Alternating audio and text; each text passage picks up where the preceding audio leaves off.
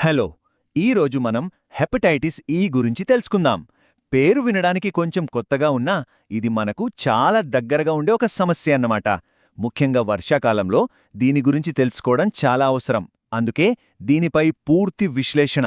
వర్షాకాలం వచ్చిందంటే చాలు జలుబు జ్వరం కామన్ అనుకుంటాం కదా. కాని చాలా అనారోగ్యాల వెనుక ఓ కంటికి కనిపించని శత్రువు ఉంటాడు. మరి ఎవరా శత్రువు?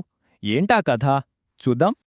సరే, మొదటగా నీటిలో దాగి ఉన్న ప్రమాదం గురించి మాట్లాడుకుందాం. అసలు ఈ వైరస్ మన దగ్గరికి ఎలా వస్తుంది? మనకు ప్రాణాధారమైన నీటిలోనే ఇది ఎలా ఒక సైలెంట్ కిల్లర్లా దాక్కుంటుందో ఇప్పుడు చూద్దాం. అసలు ఈ హెపటైటిస్ ఈ అంటే ఏంటి? సింపుల్గా చెప్పాలంటే ఇదొక వైరస్. సైంటిఫిక్గా చెప్పాలంటే హెపీవిరిడే అనే ఫ్యామిలీకి చెందిన సింగిల్ స్ట్రాండెడ్ ఆర్ఎన్ఏ వైరస్. దీని మెయిన్ టార్గెట్ ఏంటో తెలుసా? మన లివర్ అంటే కాలేయం మీద అటాక్ చేసి దానికి ఇన్ఫెక్షన్, వాపు వచ్చేలా చేస్తుందన్నమాట. ఓకే, వైరస్ అంటే ఏంటో తెలిసింది. మరిప్పుడు ఈ వైరస్ అసలు స్వరూపమేంటో చూద్దాం. అంటే ఈ కంటికి కనిపించని శత్రువుకి ఎన్ని రూపాలున్నాయి, అదెలా పనిచేస్తుంది అన్న విషయాల్ని కొంచెం లోతుగా చూద్దాం. ఇది చాలా ఇంట్రెస్టింగ్ పాయింట్. ఈ వైరస్లో మనకు ముఖ్యంగా 4 రకాలుంటాయి. ఇందులో జినోటైప్ 1, 2 ఇవి కేవలం మనుషుల మధ్య వ్యాపిస్తాయి, అది కలుషితమైన నీటి ద్వారా. కానీ జెనోటైప్ 3, 4 మాత్రం డిఫరెంట్. ఇవి జంతువుల నుంచి మనకొస్తాయి. ముఖ్యంగా పంది మాంసం లాంటివి సరిగ్గా ఉడకకుండా తిన్నప్పుడు సోకుతాయన్నమాట. చూసారా ఎంత తేడా ఉందో? రైట్, వైరస్ రకాలు తెలిసాయి. మరి ఇప్పుడు అసలు విషయానికొద్దాం. ఇది ఎలా వ్యాపిస్తుంది? మన చుట్టూ ఉన్న పరిసరాల నుంచి మన శరీరంలోకి చేరడానికి అది ఏ దారులు వెతుక్కుంటుందో తెలుసుకుందాం. ఇది వ్యాపించే పద్ధతి చాలా సింపుల్ అండ్ డేంజరస్. మొదటిది కలుషిత నీరు. మురికినీళ్లు మన తాగే నీటితో కలిస్తే ఇక అంతే, చాలా వేగంగా వ్యాపిస్తుంది. రెండోది కలుషిత ఆహారం. సరిగ్గా ఉడికించని మాంసం లేదా కడకకుండా తినే పళ్ళు, కూరగాయల ద్వారా కూడా మన బాడీలోకి వచ్చేస్తుంది. ఇక మూడోది చాలా ముఖ్యమైంది, ఫేకల్ ఓరల్ రూట్ అంటారు. అంటే వ్యక్తిగత పరిశుభ్రత లేకపోవడం వల్ల ఒకరి నుంచి ఇంకొకరికి ఈజీగా అంటుకుంటుంది. నీళ్లు, ఆహారమే కాదు, ఇంకొన్ని మార్గాలు కూడా ఉన్నాయి. పందులు, అడవి పందులు ఈ వైరస్కు పెద్ద క్యారియర్స్ అనమాట. అంతేకాదు, ఈ మధ్య ఎలుకల్లో కూడా ఒక కొత్త రకం హెచ్ఈవి వైరస్ను కనుగొన్నారు. ఇక చాలా రేర్ కేసుల్లో బ్లడ్ ట్రాన్స్ఫ్యూజన్ అంటే రక్తమెక్కించడం ద్వారా కూడా సోకే ప్రమాదముంది. సరే, వైరస్ ఎలా వ్యాపిస్తుందో చూసాం. ఇప్పుడు దీని ఎఫెక్ట్ మనమీద ఎలా ఉంటుందో చూద్దాం. అసలు దీని లక్షణాలేంటి? ముఖ్యంగా ఎవరికి దీనివల్ల ఎక్కువ ప్రమాదముంటుంది? ఇది చాలా ఇంపార్టెంట్ సెక్షన్. వైరస్ మన బాడీలోకి ఎంటర్ అయ్యాక లక్షణాలు బయటపడటానికి 2 వారాల నుంచి గరిష్టంగా 10 వారాల టైం పట్టొచ్చు.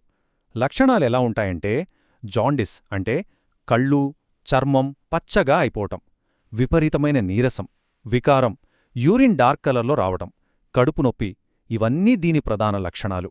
చాలామందికి ఇది మామూలు జబ్బులా వచ్చి తగ్గిపోవచ్చు. కానీ ఇద్దరికి మాత్రం ఇది ప్రాణాల మీదకి తెస్తుంది. మొదటిది గర్భిణీ స్త్రీలు, రెండోది రోగనిరోధక శక్తి చాలా తక్కువగా ఉన్నవాళ్లు, అంటే ఆర్గన్ ట్రాన్స్ప్లాంట్ చేయించుకున్నవాళ్లు, హెచ్ఐవి పేషెంట్స్ లాంటివాళ్లు. ఈ నంబర్ చూడండి, 25%. ఇది చిన్న విషయం కాదు. ప్రెగ్నెన్సీ చివరి 3 నెలల్లో ఉన్నప్పుడు ఒకవేళ హెపటైటిస్ ఈ సోకితే ఆ మహిళల్లో మరణాల రేటు 25% వరకు ఉండొచ్చని అంచనా. అంటే ప్రతి 4లో ఒకరికి ప్రాణాపాయం. ఇది చాలా చాలా సీరియస్ విషయం. అమ్మో, ఇంత ప్రమాదమా అని భయపడొద్దు. ఇప్పుడు దీనినుంచి మనల్ని మనం ఎలా కాపాడుకోవాలి? ప్రివెన్షన్ అండ్ ప్రొటెక్షన్, ఆ మార్గాలేంటో చూద్దాం. మనల్ని మనం కాపాడుకోవటం చాలా సింపుల్. ఎప్పుడు కూడా సేఫ్ వాటర్ తాగాలి. అంటే ఫిల్టర్ చేసినవి లేదా బాగా మరిగించిన నీళ్లు. మాంసం, ముఖ్యంగా పందిమాంసం లాంటివి బాగా ఉడికించాలి. తరచుగా సబ్బుతో చేతులు కడుక్కోవడం అలవాటు చేసుకోవాలి. ఇక పళ్ళు, కూరగాయల్ని వాడే ముందు శుభ్రంగా కడగాలి. ఈ సింపుల్ హ్యాబిట్స్ మనకు పెద్ద రక్షణ కవచంలా పనిచేస్తాయి. ఇక్కడ మనం గుర్తుంచుకోవాల్సిన అతి ముఖ్యమైన పాయింట్ ఏంటంటే హెపటైటిస్ ఈకి స్పెసిఫిక్గా యాంటీవైరల్ ట్రీట్మెంట్ అంటే మందులు లేవు. అందుకే prevention is better than cure అంటారు కదా, అది దీనికి కరెక్ట్గా సెట్ అవుతుంది. ఒకవేళ వ్యాధి వస్తే కేవలం రెస్ట్, మంచి ఆహారం, ఎక్కువ ఫ్లూయిడ్స్ తీసుకోవడం ద్వారానే శరీరం దానంతట అదే కోలుకోవాలి. Okay, almost ఎండికొచ్చేసాం. వెళ్లే ముందు కొన్ని ముఖ్యమైన ఫ్యాక్ట్స్, మనం తప్పకుండా గుర్తుంచుకోవాల్సిన విషయాలను ఒక్కసారి చూసేద్దాం.